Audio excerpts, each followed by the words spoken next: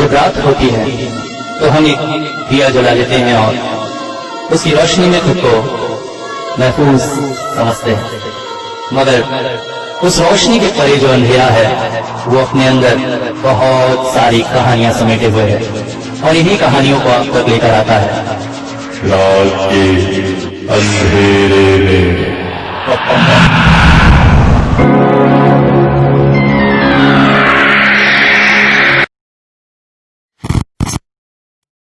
निम्न दाब का क्षेत्र बना हुआ था। घोषणा की गई थी बहुत तेज बारिश होने वाली है। सवेरे से ही घर में पड़े पड़े थक सा गया था। दोपहर होते होते दूर आकाश में काले बादल छाने लगे। मन बुलाने लगा तारानाथ के घर की ओर। बस तुरंत ही एक शर्ट पहना, छाता लिया और निकल पड़ा।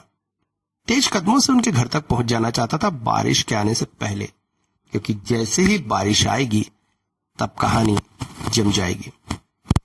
घर के पास ही के पान के ठेले से सिगरेट का पैकेट ले ही रहा था कि आवाज कान में पड़ी। ओ, तो महाशय पहुंच गए। मुड़कर देखा तो ऑब्वियसली किशोरी था। मैंने कहा, तो तुम भी आ गए? वो बोला, आना तो था ही भाई, मौसम देख रहे हो, चलो चलो जल्दी बारिश आ जाएगी। और उसका कहना सच भी हुआ। तारानाथ के दरवाजे पर हमने दस्तक दी ही थी कि बड़ी बड़ी बूंदें गिरना चालू हो गई। दरवाजा चारी ने खोला। अंदर गए तो तारानाथ पास ही की एक खिड़की से बाहर देख रहे थे। हालांकि खिड़की से 3 हाथ दूरी पे ही पास वाले घर की दीवार थी। ऐसा देखने का कुछ था तो नहीं, मगर हमें अंदर आता हुआ समझकर मुड़ गए। मैंने कहा, बारिश का मजा ले रहे हैं? बारिश से तो बचपन की यादें जुड़ी हुई है। तुम शहर के बच्चे ये सब कहाँ जानोगे। बचपन में बारिश से पहले तेज हवाओं के चलते देख सब पहुंच जाते थे आम के बगीचे में। हवाओं के चलते टपाटप आमों का गिरना, उन्हें बीनना, फिर पेड़ की छाया में खड़े होकर बारिश को देखना, घर जाकर उन्हीं आमों को नमक मिर्च तेल लगाकर खाना। साधारण आम, मगर स्वाद ऐसा लगता था कि किसी स्वर्गीय भोग का आनंद ले रहे हैं। बहुत याद आता है, बहुत याद आता है माँ की वो डांट, बारिश में क्यों भीगे। आज मन करता है दोबारा माँ डांटने लगे। वैसे तुम लोगों ने कभी तालाब में जाकर मछलियां पकड़ी हैं? बचपन में बारिश के समय तालाब में जाकर मछली पकड़ कर लाते थे। उसके बाद नमक की कटोरी लेकर बैठना और शरीर के अलग अलग हिस्सों से जोंक छुड़ाना, माँ की डांट खाना, मछलियों को लाया देखकर उसके मुंह पर हंसी की किरण। अगला जन्म भी मैं इंसान का जरूर लूंगा और एक बार फिर से ये सब कुछ शुरू से भोगूंगा। चाहे कितना भी दुख हो, मगर मनुष्य जन्म में मजा बहुत है। अरे मैं तो भूल ही गया। बैठो बैठो बैठो। बाहर तेज बारिश हो रही थी। वो बोले, चाय हो जाए? फिर कहानी सुनाता हूं। थोड़ी देर में चाय भी आ गई। सबने चाय भी खत्म कर ली। सिगरेट के पैकेट से एक सिगरेट निकालकर उन्होंने सिगरेट जलाया। कश लेते हुए बोले, आज बचपन की ही एक घटना बताता हूं। अब तुम लोगों को तो पता ही है, हमारा परिवार एक संयुक्त परिवार था। करीब 50 थालियां लगती थी खाने के समय। पिताजी, चाचा जी, सभी का परिवार हम साथ ही रहते थे। और रहते थे एक पिताजी के दूर के रिश्ते के भाई। हम सब उन्हें रांगा काका कहते थे। बहुत ही मेहनती आदमी। वैसे ज्यादा पढ़े लिखे नहीं थे, मगर घर में रहते हुए कभी भी उन्हें खाली नहीं देखा। कभी घर के पीछे वाली जमीन को खोदकर उसमें लौकी, कुम्हड़ा, साग वगैरह बोते, तो कभी घर के पकाने के लिए लकड़ियां काटते, कभी खेती में पापा चाचाओं की मदद करते। बहुत ही मधुर व्यवहार, हम सब बच्चों की तो जान थे वो। पापा काका ने कुछ जमीन उनके नाम कर रखी थी। उसकी फसल से ले दे के जैसे तैसे उनकी आमदनी हो जाती थी। उस समय आज की तरह लड़के की अच्छी कमाई, सरकारी नौकरी वगैरह नहीं देखते थे। बस किसी तरह से अगर कमाने खाने लायक है तो विवाह हो जाता था। और ऐसा ही हुआ रांगा काका के साथ भी। काकी बहुत अच्छी थी। वो बिहार बंगाल के सीमांत किसी गांव से थी। ऊंची आवाज में कभी बात नहीं करती, हमेशा हंसती मुस्कुराती रहती, बच्चों को बेहद प्यार करती। धीरे धीरे काका की तरह काकी ने भी पूरे घर के लोगों का मन जीत लिया था। मेरी एक चचेरी बहन हुआ करती थी, प्रिया। वो तो काकी पर ऐसी फिदा हुई कि बस दिन भर उनका आंचल पकड़कर घूमती रहती। दोपहर में उन्हीं के साथ सोती, कहानियां सुनती। काकी भी कहने लगी थी प्रिया उनके पिछले जन्म की बेटी है। इसी तरह से जीवन चलता जा रहा था, मगर सबको एक बात का एहसास हुआ, प्रिया में कोई ना कोई अलौकिक क्षमता है, पैरानॉर्मल ताकत आज की भाषा में कहे तो। अब एक दिन अचानक अपनी माँ के साथ वो पूजा घर में पूजा कर रही थी। अब उसकी माँ मतलब मेरी चाची पर ही पूजा का भार था। सबके काम अलग अलग बटे हुए होते थे। हाँ, रसोई में सब एक दूसरे की मदद जरूर करते थे, मगर चाची हर सुबह घर के मंदिर में जाकर पूजा करती। उस दिन प्रिया भी चाची के साथ ही थी। अभी चाची भगवान जी को स्नान कराकर फूल चढ़ाई रही थी कि प्रिया बोल पड़ी, माँ आज मुझे ना दाल के बड़े खाने हैं। चाची गुस्सा कर बोली, ले तो, अभी सुबह सुबह पूजा में बैठी हूँ, कहाँ से खाना खाना। वो कुछ देर मन मार कर रही, फिर बोली, माँ शाम को बना देना ना। शाम को देखेंगे, और लड़कियों को इतना खाना खाना नहीं करना चाहिए, ससुराल जाएगी तो कैसे संभालेगी। चाची की डांट खाकर प्रिया चुप हो गई। पूजा पाठ समाप्त कर चाची मंदिर से बाहर निकल आई कि अचानक उन्हें याद आया कि भगवान के गिलास में पानी बदलना तो वो भूल ही गई। तुरंत ही जीप काटकर वो वापस मंदिर की तरफ लौटी और भगवान का गिलास का ढक्कन जैसे ही हटाया, कहां पानी, उसके अंदर तो रखे हुए थे कुछ ताल के बड़े, और ऐसे गरम जैसे अभी बनाए हों। पूरे घर में आश्चर्य की लहर दौड़ गई। बड़ों ने इस बात का बहुत सारा अर्थ निकाला। कुछ ने कहा प्रिया ने ही बड़े वहां रख दिए होंगे, मगर उतनू सी बच्ची बड़े बनाएगी कैसे और उसमें रखेगी कैसे। फिर कुछ ने कहा हो सकता है प्रिया में कुछ अलौकिक क्षमता हो। मगर कुछ दिनों बाद की घटना ने यह बात सबके मन में स्थिर कर दी। बच्चों में कुछ कुछ नई चीजें खाने की प्रवृत्ति होती है। उस दिन प्रिया जिद करने लगी कि उबले आलू के साथ घी भात खाएगी। हाँ, आज के लिए ये बात अजीब सी हो सकती है, मगर उस समय साग सब्जी बड़ी मुश्किल से मिलती थी। वैसे भी हम बंगालियों को मछली खाना कहकर चिढ़ाया जाता है, मगर क्या करें, गांव के सीमांत प्रांतों में उस समय ज्यादातर बाढ़ और इत्यादि की वजह से सब्जी मिलना मुश्किल होता था। इसीलिए भोजन में मछली का समावेश ज्यादा था। बस इसी बात पर उसकी मां ने डांट दिया कि अभी तो चावल बन चुके हैं, शाम को बाजार से आलू मंगा देंगे, तब खा लेना।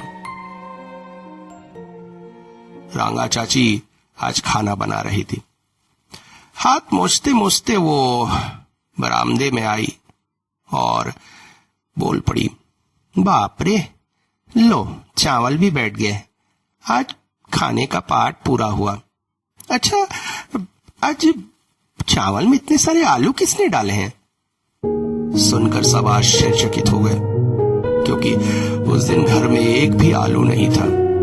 मगर सबने अपनी आंखों से देखा कि उस दिन चावल में बहुत सारे आलू थे और प्रिया ने दोपहर में मन भरकर उबले आलू, चावल और घी खाया।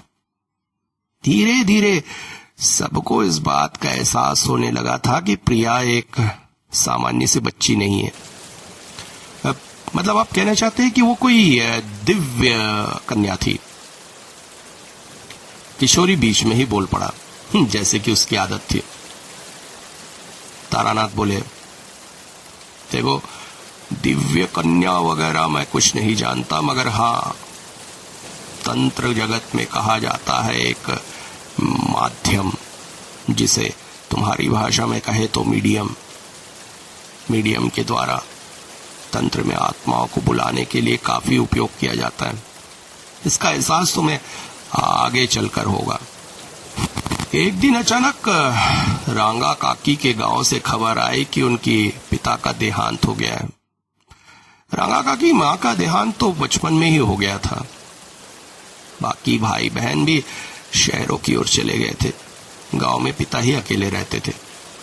पिता ने बाकी भाई बहनों को कैश के रूप में और रांगा काकी को गांव का घर वसीयत में दिया था।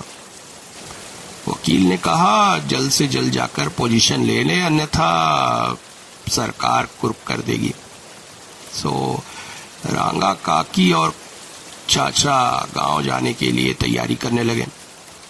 सब इस बात पर खुश थे। घर में परामर्श कर बात की गई कि पोजीशन मिलने के बाद घर बेचकर पैसे रांगा काका काकी के नाम से जमा कर देंगे।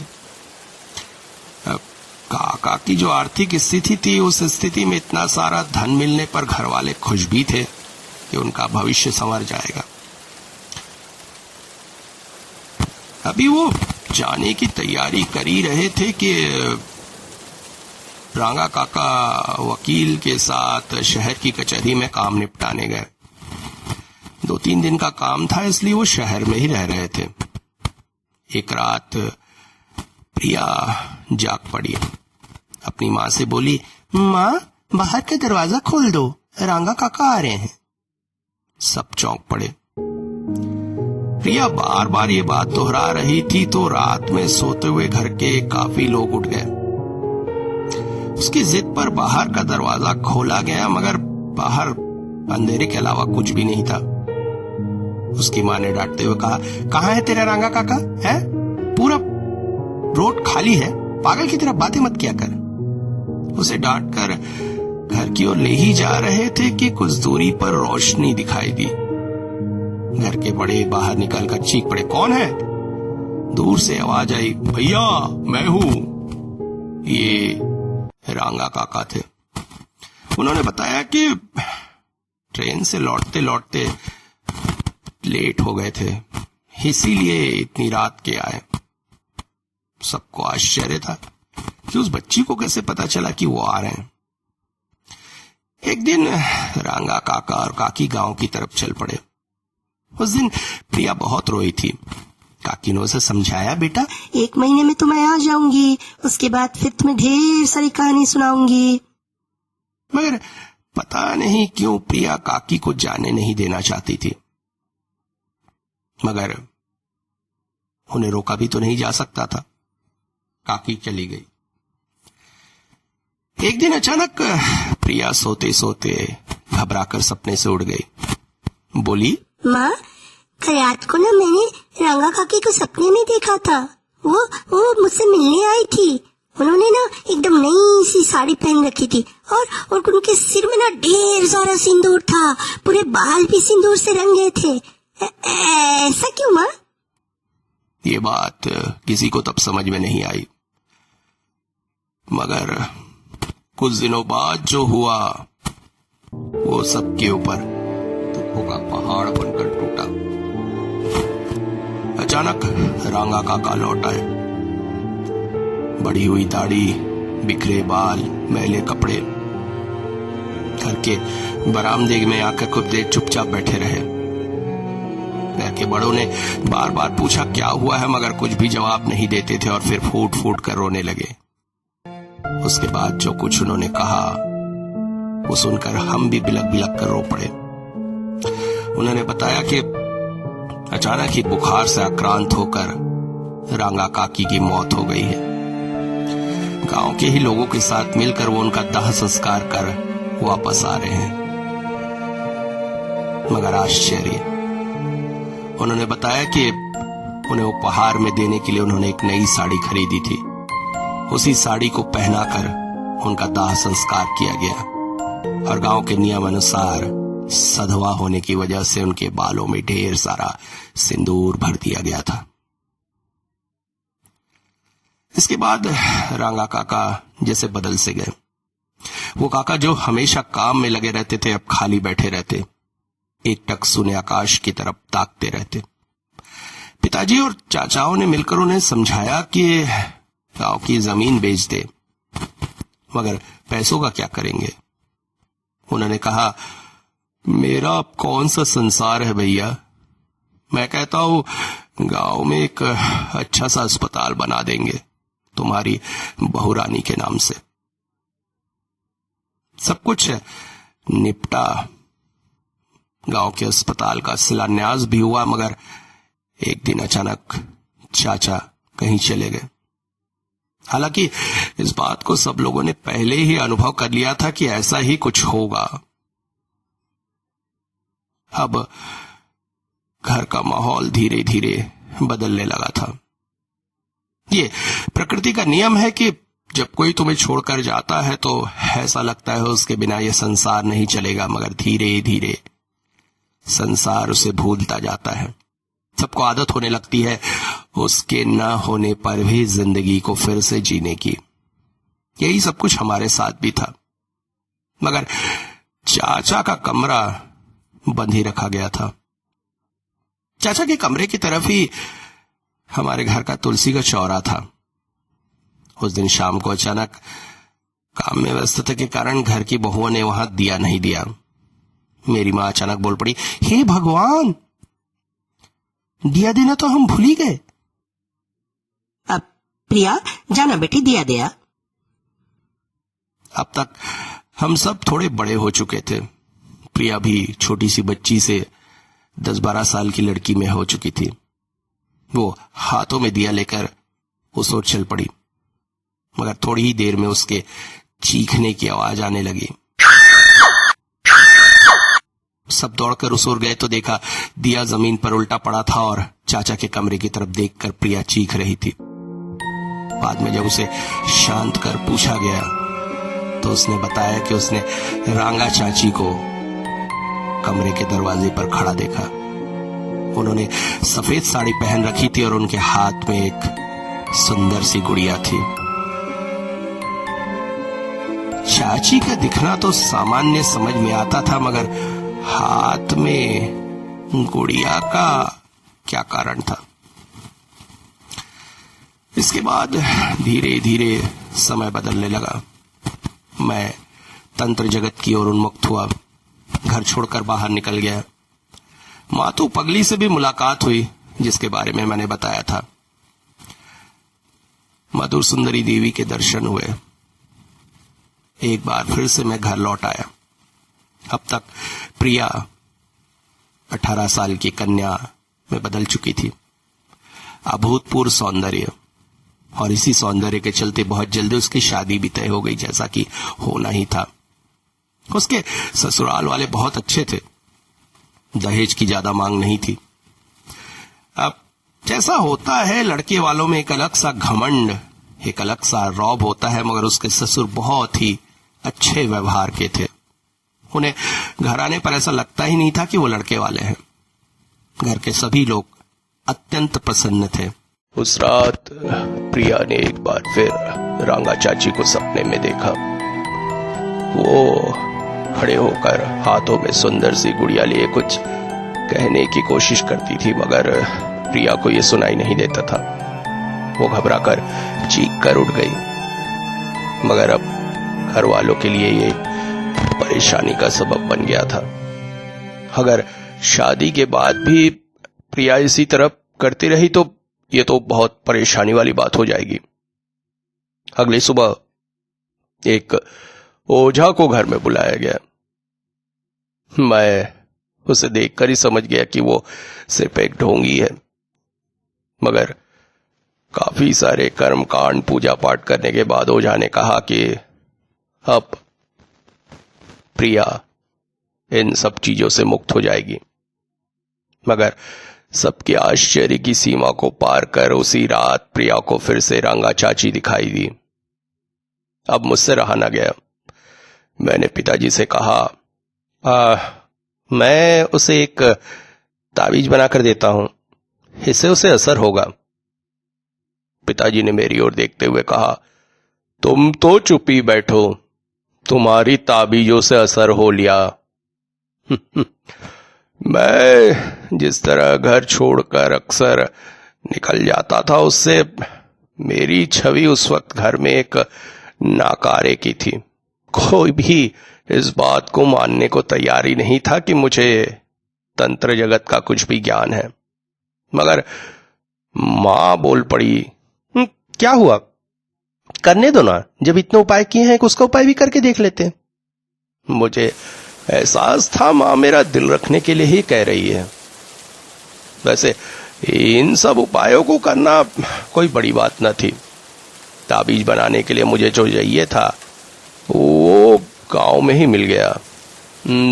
3 बच्चों वाले कौए के घोंसले की लकड़ी, शमशान की गर्भवती स्त्री की चिता की राख। ये सब मैं तुम लोगों को क्यों बता रहा हूं? मैं बीच में ही बोल पड़ा, नहीं बताइए ना, अच्छा लग रहा है। ये सब सुनकर तुम लोगों को कोई मतलब भी नहीं है, और वैसे भी किशोरी के हाव भाव बता रहे हैं कि ये सब सुनकर वो हंस रहा है। किशोरी बोल पड़ा, अरे नहीं, मैं तो हंस रहा था कि आपके पास हर समस्या का समाधान होता है।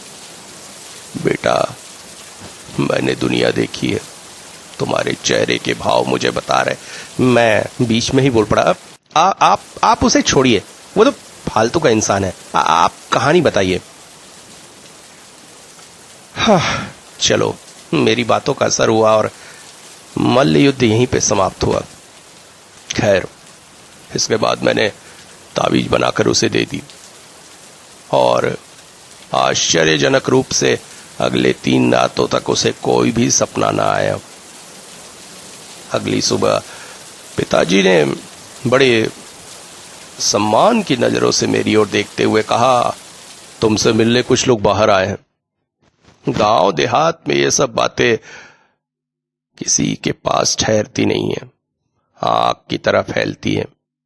मेरी तावीज काम कर गई है, ये बात गांव में फैल गई थी, और गांव के 2 लोग हाजिर थे। मैं उनके पास जाकर बोला, क्या हुआ? हम लोग भाई हैं, हमारे चाचा के लड़के ने हम पर केस कर दिया है। अगर एक ताबीज दे दे, जमीन हमारे नाम हो जाए तो हम 200 रुपए तक दे सकते हैं। मैं क्रोधित हो उठा, उन्हें डांट कर भगा दिया। पिताजी ने कहा, वैसे तो कुछ कमाते नहीं हो, अगर कमाई हो रही है तो तकलीफ क्या है तुम्हें? मैं गुस्सा कर वहां से चला गया। मगर इसमें परेशानी क्या थी? किशोरी बोल पड़ा, आप ताबीज वगैरह तो देते ही हैं। वो तो बात की बात है बेटा, जब संसार की चक्की में जूता और धनार्जन की जरूरत पड़ी तब तो मैं अपने आप को एक सन्यासी मानता था, जिसे धन की आवश्यकता नहीं, जो सिर्फ ज्ञान अर्जन करना चाहता है। इसलिए मैंने उन्हें दुत्कार दिया, और समझ चुका था कि आगे आने वाले दिनों में लोग परेशान करेंगे, इसलिए कुछ ही समय में मैं घर से निकल पड़ा। दूर दूर भ्रमण करता रहा, दिन भर चलता। रात को किसी मंदिर, किसी घाट में विश्राम कर लेता। पैसे होते तो कुछ खरीद कर खा लेता, नहीं तो गांव वाले ही ससम्मान कुछ दे जाते। इस दौरान मैं कई लोगों से मिला, कई तरह के अनुभव हुए, कई तरह के जीवों के बारे में पता चला, कई तरह की साधनाएं, अलग अलग तरह लोगों के व्यवहार। जीवन के यही अनुभव तो सबसे अच्छे थे। एक सन्यासी भ्रमण करता है सन्यासी बनने के लिए नहीं, अपितु इन्हीं जीवन की शिक्षाओं को ग्रहण करने के लिए। मगर बहन के विवाह के समय मैं गांव पहुंच ही गया। यहां बता दूं, विवाह तय होने के करीब 1 साल तक कुछ भी नहीं हुआ था, क्योंकि उसके ससुराल वालों के नियम अनुसार जब तक बेटा जोड़ की उम्र में न पहुंच जाए, मतलब सम संख्या की उम्र में, तब तक विवाह नहीं होता है। इसलिए शादी 1 साल बाद हुई। शादी के समय घर पहुंचा तो मां बेहद प्रसन्न हुई। चलो, बहन की शादी के समय तो कम से कम आए। विवाह भी ठीक ठाक ही संपन्न हुआ। गोधूली लग्न का विवाह था। रात तक सब कुछ निपट गया। बासुर घर में जीजा के साथ सालियों ने बहुत ठिठोली की, मगर कितनी रात तक जागते। सब थक कर सो गए थे। मैं वैसे जल्दी ही सो गया था। अचानक पिताजी की आवाज से नींद टूटी। उठो उठो, वो प्रिया प्रिया प्रिया देखो कैसा कर रही है। सब चौंक पड़े। मैं भी घबरा कर उठ गया। मगर प्रिया ऐसा क्यों करेगी? यही सोचकर मैं अपने कमरे से बाहर निकला। मुझे एक अजीब सी गंध आई, जैसे बंद कमरे में कुछ चीज अचानक प्रविष्ट हो जाए तो एक अजीब सी बात आती है ना। मैं तेज कदमों से ऊपर वाले कमरे की तरफ चल पड़ा। पिताजी चीखे, अरे प्रिया उधर नीचे वाले कमरे में है। मगर मैंने उनकी बात की उपेक्षा करके उस कमरे की ओर गया और बड़े से एक संदूक को खोला। खोलते ही आश्चर्य की सीमा न रही। उस संदूक के नीचे तरफ रखा हुआ था वही तावीज जो मैंने प्रिया को दिया था।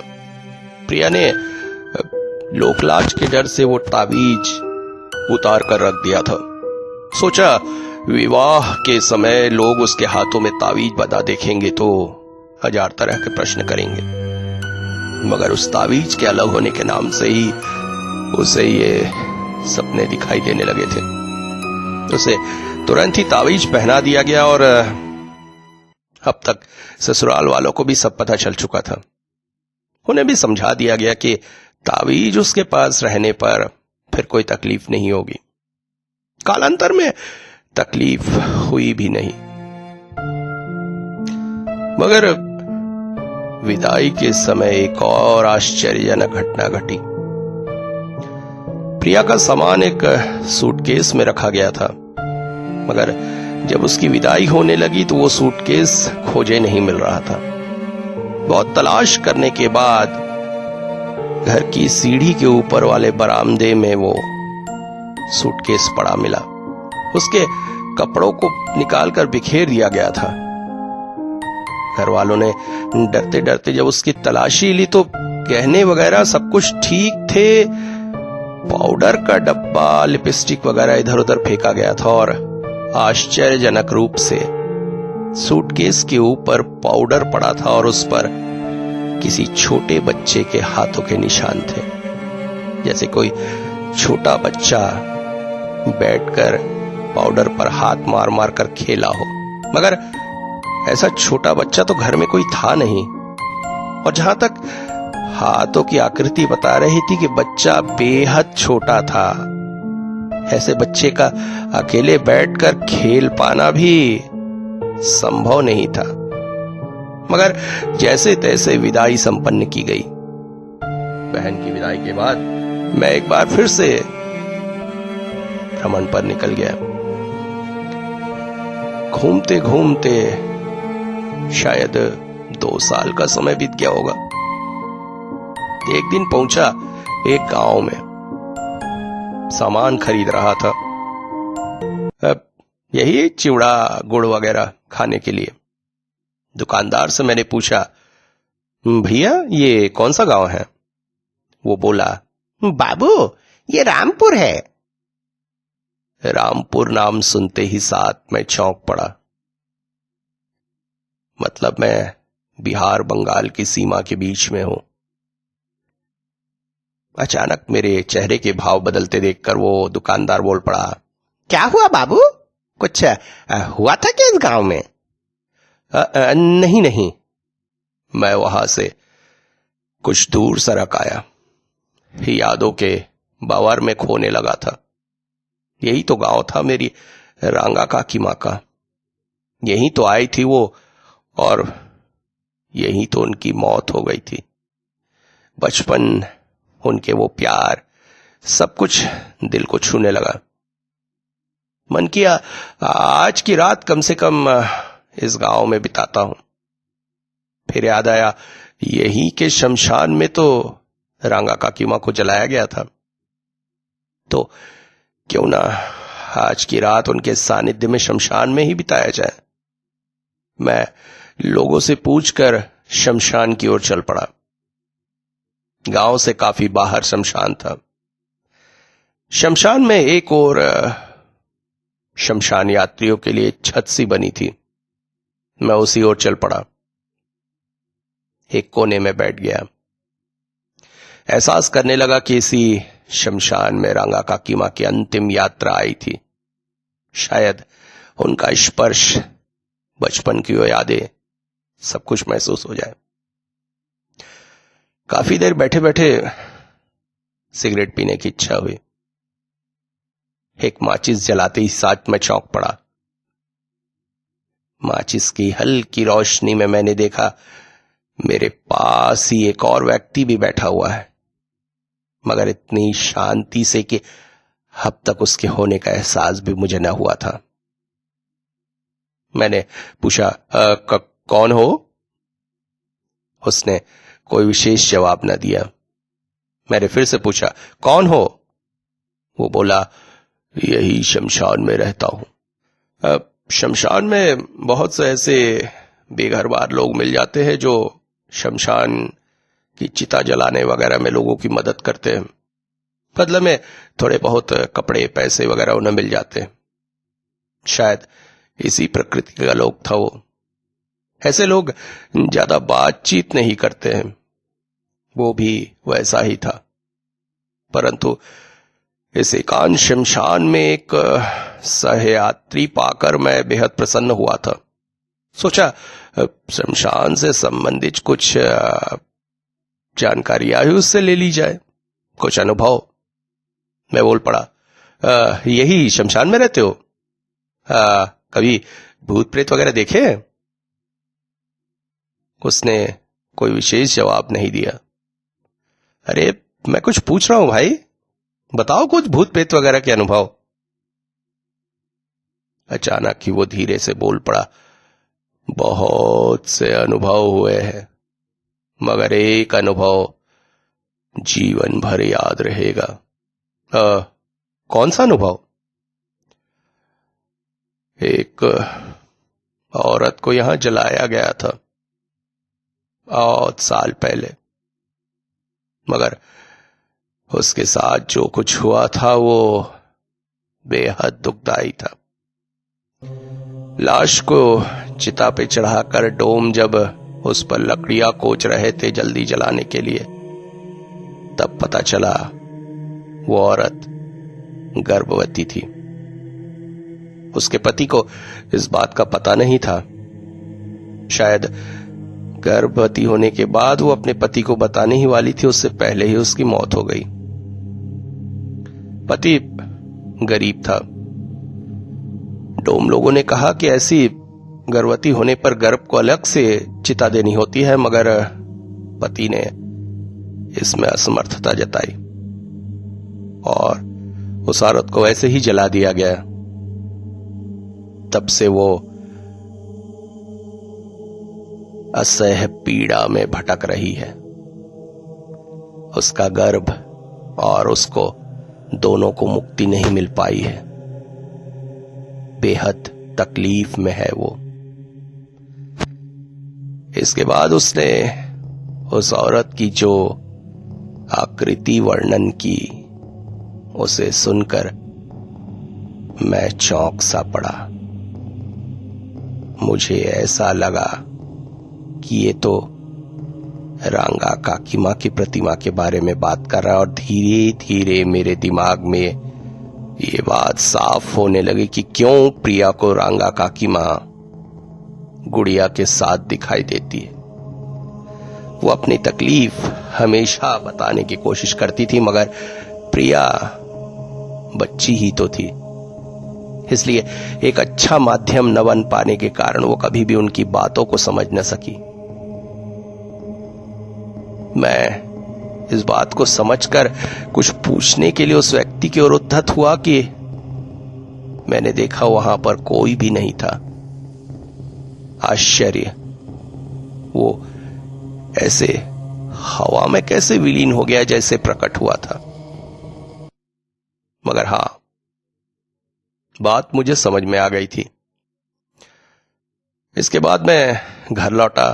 घर वालों से विचार विमर्श करके हम गया गए, जहां पर मैंने रांगा काकीमा और उनके बच्चे के नाम से श्राद्ध किया। श्राद्ध भी संपन्न हुआ ही था कि अचानक मुझे एक विचार आया। मैंने श्राद्ध करने वाले पंडे से कहा, अब यहां पर एक और श्राद्ध किया जा सकता है क्या? बताइए किसका श्राद्ध करना है? थोड़ा सा अगर मूल्य ज्यादा दे देंगे तो श्राद्ध संपन्न हो जाएगा। मैंने पैसों के साथ पंडे को रांगा काका का नाम भी बता दिया, क्योंकि मुझे ऐसा एहसास हुआ था कि उस रात शायद वही मुझे सारी कहानी बताकर गए थे।